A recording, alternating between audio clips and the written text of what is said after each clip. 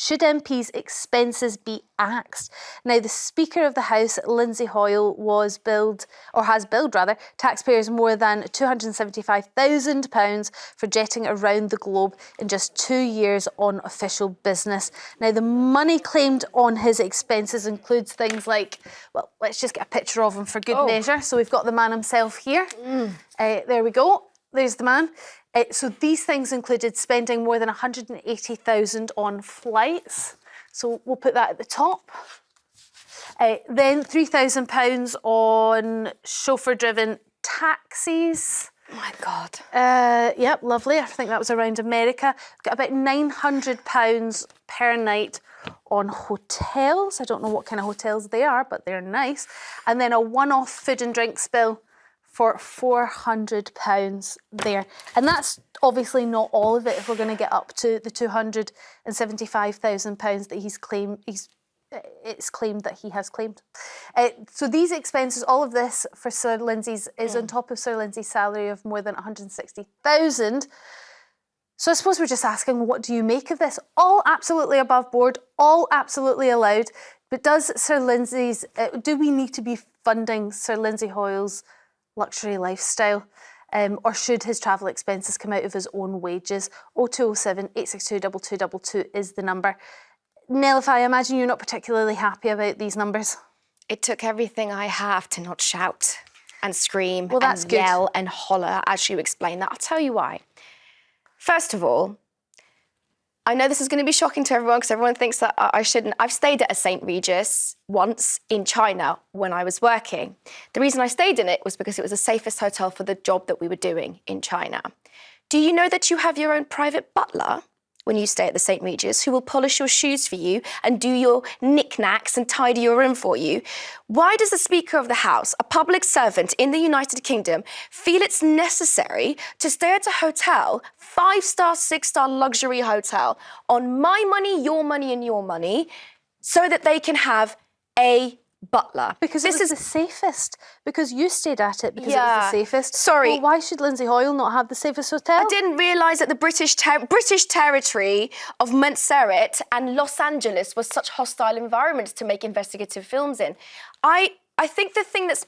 So it's really important, and I want to be fair to him. Like, he's not doing anything illegal. No. But just because it's allowed doesn't make it right. I'll tell you another thing. This is not value for money when it comes to the taxpayer. We, as a society, have really, really stuck it to people who are benefit cheats. We have decided that anyone who creams the system is a bad person. He gets to do this. He gets away with this. My main problem with it is not only the fact that he's the speaker that's done this, so he's the common speaker that has sort of taken the most out of the system, multiples of his salary he's taken over the last few years. But the thing that I find most egregious is he's doing it in our name. So he is going out there representing Britain to some capacity, spending this kind of money. I do not condone it in any way, shape or form. Something has to happen here. I mean, we can't stand for this. Rick, can you defend it? Well, I mean, he's not travelling on his own. The Speaker's got a parrot called Boris. What? And, Boris apparently is a big eater, so that might be some of that, Bill.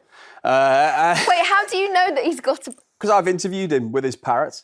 He doesn't travel with his parrot. No, he doesn't, but he travels with his companions. He's got 2 people who go around with him. I think it's very difficult when you look at those numbers in a whole to go, oh, come on, right, how can you spend £220,000 on flights alone if you're the Speaker of the House of Commons in the United Kingdom? I get that. But I think sometimes we look at our politicians and think they should be on the 3rd row of an EasyJet flight. And actually... Maybe some of them should. And it's not... Well, for the Speaker, it's not as simple as that. He's a big player. He needs security. He's not going to places on his own. He's travelling with 2 other people, so those expenses aren't just his own. I wish these expenses were a lot lower, but I think sometimes we just have to go, you know what? These are our big elected representatives. They are going to major international conferences and we need them to stay in places with other people of the same level, where the Americans, where the Japanese, and where the Chinese are staying. And actually, you said it was 220 on flights. It's only 180,000 on bargain. flights alone. But I mean, Rick has a point here. We can't expect certain members of our political elite to be on EasyJet flights, to be next to Joe Bloggs, because we don't know what sort of attacks they might get. Just safety basis. I take real issue with you call them the political elites. They're public servants. They work for you. They work for me. And there's no reality in which I worked for a commercial channel when I went to China and stayed at the St. Regis. It means they were a for-profit organisation. No taxpayer footed my bill. By the way, I found it disgusting to have a butler just sitting outside my room waiting to obey every whim and whimsy of mine. I don't agree with you at all. These people aren't better than us. They don't deserve more than us because they're doing a job that is important. They're not saving lives. They're not performing heart surgery, Storm. The other thing is important. Of the 15,647,942.26 that the MPs charge us on their expenses, this is not value for money. What are we getting for this price? Hold on, if in any other job, I take your point on whether they should be at the best hotels or going first class or going business class. But in any other job, if you had to fly, when you do your documentaries and you have to fly abroad, you don't fit that bill. So the company fits the bill. I'll tell you what's... because it's all part of the job. It's all part of the process. And quite frankly, most of the time, you wouldn't be able to afford it. I mean, on his salary, he probably wouldn't be able to afford his own expenses. And he shouldn't. Here's the thing: if you were a limited company and you went away somewhere and you charged your company to stay at a hotel, and your partner or spouse decided to come, because they're staying in the same room as you, and that doesn't change the price, they can stay for free, right? Okay, so the government has a system for people, ordinary people, to allow their spouses to stay with them, their security, because obviously, I don't know, maybe he's so high profile that there's a threat to his life. Hold on, but you don't have to be a high profile MP for there to be a threat to your life. We have seen time and time again MPs die because of the job that they do, and that's not, and when I said elite, I mean, he's the Speaker of the House of Commons. He isn't an unknown MP. He is a visible face in our political system. He's not out doing triage or surgeries as other MPs would. I mean, he was in Los Angeles at the Ritz-Carlton. We're talking about safety here. In Los Angeles at the Ritz-Carlton. Super dangerous place for him to be. No, that's what I'm saying. I don't take issue with that. My point is we have a system in the UK. If you're a limited company, your spouse can stay with you in the hotel and you can expense all that. So create a cap. Make a cap for these MPs who are choosing. And if you want to go stay at if you think it's important that you stay at the Ritz-Carlton because you want to be, I don't know, in the scene, I mean, this is madness, then fine. Pay for it yourself. Why am I paying it? Why are you paying it? I mean, so Lindsay Hoyle is there to promote the United Kingdom when he's overseas. Not all MPs are claiming hundreds of thousands of pounds of expenses for them and their team. In fact, when you look at expenses overall, since the expense scandal back in 2009, how much MPs are claiming is so tightly scrutinised, and it's actually come down enormously as a proportion. It took a scandal to do that. Compared to this, well, in the end of the day, back in 2009, we saw MPs claiming for, remember the duck ponds. And cleaning out moats. And now the scrutiny is enormous. I want to see my MPs, I want the culture secretary to be going to the theatre every night. I want him to be out there. I want him to be at the football every night. I want him to be in there doing his job, seeing what's going on. I want the education secretary to be travelling the country, going to different schools. I want her expense bill to be massive. I want her to hear from people and hear where the problems are. Looking at it from the other perspective, though, we want the House of Commons to be representative of the general public. Now, many MPs, as we know already, come from very wealthy backgrounds. Fine. But if we want more of the general public to be in there, we're going to have to offer up some serious expenses, because they're going to have to do travel that they probably won't be able to afford. They won't have any other income to rely upon, and they will be relying on their 90,000+ wage, which you laugh in is a lot of money. But when you're thinking about the amount of flights that they have to take, the amount of hotels that they'll have to go to, the amount of events that they have to go to, it does start to diminish very quickly. I hear you, but I just don't see what the MP for Chorley has to do with staying at the Ritz-Carlton in Los Angeles. I still make the point very clearly. I'm not against them representing our country. I'm not against them going out for Team GB and making our case to the world. What I am against is the fact that they are choosing and they're allowed, because something is allowed doesn't make conference? it doesn't make it right just because you're allowed to do something. We know that, don't we? We know that.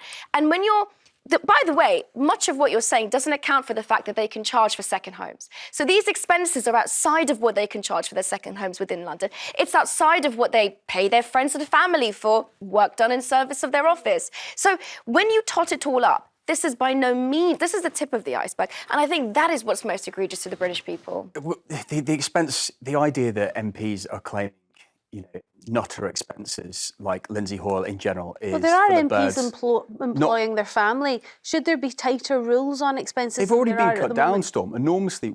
Everything has to be declared. Since 2015, you've had to declare basically every single line of expense that you've claimed. You would in any other job. Well, exactly. I mean, if you have an MP who's coming down from Shetland, Orkney to London, are we saying that we shouldn't pay for their train journey to get to? We shouldn't pay for their chauffeur-driven car, though, right? We should be paying an MP a reasonable amount of money to be able to do his job and to be able to see and get around the country. And actually, if we just put a cap, I don't know, £20,000 a cap on MPs' expenses, that might be a half decent way of doing it. But how do you cap someone a London MP who's maybe just spending, I don't know, £12 a day compared to someone coming down from the north of Scotland? It's not. It's going to be difficult to do. So by that measure, you're saying that it's okay he spent £3,000 on chauffeur-driven cars? The chauffeur-driven cars was for America, and I do wonder whether it's harder to get about or where he was going at those sorts of points. Storm, they have Uber and Bolt in America. But again, we have safety elements. I'm not. The safety elements and the safety discussion has been taken out of proportion here. No one is saying that MPs should not be safe when they travel and they represent Great Britain. I guess what I'm saying is over £15 million on expenses. And when you hear about things like this, if I took away the fact that he's Sir Lindsay Hoyle, if I took away that he's the Commons Speaker, and I told you these numbers, you would be shocked. We would be shocked if this was a CEO of a bank, let alone a public servant. I think you'd be surprised. And actually, but hold on, it took John Bercow to rack up this sort of expenditure 10 years. Wow. Why has Sir Lindsay Hoyle done it so fast? Wow. Maybe John Bercow didn't like to travel much. Maybe he was afraid of flying. Yeah, maybe saying Lindsay Hoyle is actually just better at getting about and representing the country on the international stage. And how are we measuring his success, Rick? How are we measuring this return on investment that we're putting into him? He's not going on holiday. I They agree. are always really exotic, lovely places. They are always nice places. Which does make it very hard to stomach. What's he doing in Los Angeles? Well, that was a speakers' conference. Then the rest of them are British overseas territory. Nobody likes to see these figures.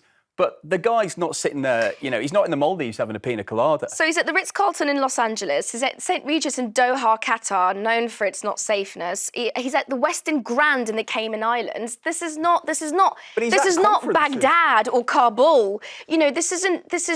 Well, anyway. I'm just going to reiterate that he's done absolutely nothing legally wrong, and all of his expenses were above board and he was allowed to claim for them and work related.